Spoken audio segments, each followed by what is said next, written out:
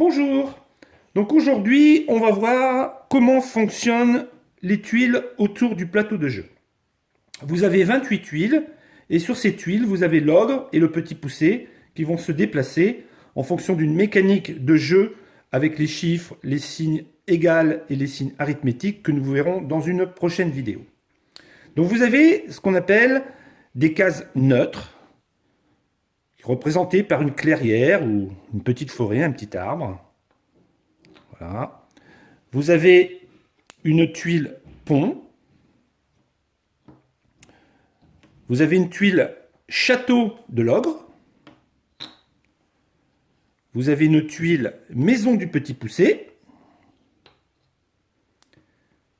Vous avez une tuile botte de 7 lieues sur lequel on peut voir un chiffre avec un signe plus ou un signe moins.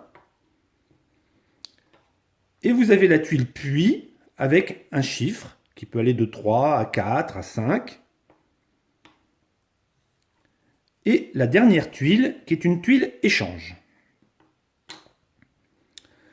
Alors quand l'ogre ou le petit poucet tombe sur une tuile neutre, rien ne se passe. Il n'y a pas d'action particulière à faire. Imaginons que le petit poucet tombe dans la maison de l'ogre. Eh bien l'ogre il a gagné.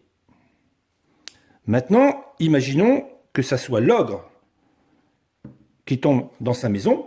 À ce moment-là, le petit poucet a la possibilité de déplacer l'ogre à n'importe quel endroit du plateau.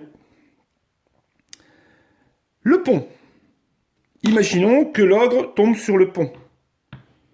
À ce moment-là, il doit traverser toute la forêt pour se retrouver de l'autre côté de la forêt.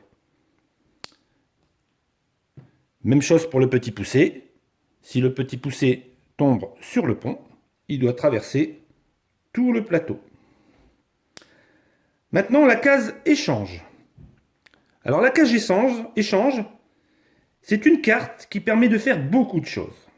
Imaginons que l'ogre tombe sur la case échange. L'ogre a plein de possibilités. Soit il a la possibilité de placer le petit poucet à la place de l'ogre, c'est-à-dire qu'ils échangent leur place. Soit dans le jeu du petit poucet, l'ogre a la possibilité de prendre soit un de ses jetons, qui peut être un chiffre ou un signe. Nous verrons plus tard cette mécanique dans le fonctionnement du jeu. Maintenant, imaginons que le petit poucet tombe dans un puits avec le chiffre 3. À ce moment-là, le petit poucet devra faire un 3 pour sortir du puits. Pareil pour l'ogre. Si l'ogre tombe dans le puits, il devra faire un 3 ou un 5. Ça dépend sur quelle case il se tombe. Maintenant, si le petit poucet tombe sur les bottes de 7 lieues, vous voyez, il devra avancer de 7 cases. Il retombe sur une case moins 2, ben il doit reculer de 2 cases. Et ça fonctionne également de la même manière pour l'ogre. Donc voilà pour la signification des tuiles. Je vous dis à bientôt pour une nouvelle vidéo où là nous verrons comment jouer à l'intérieur de la forêt pour faire déplacer nos deux personnages.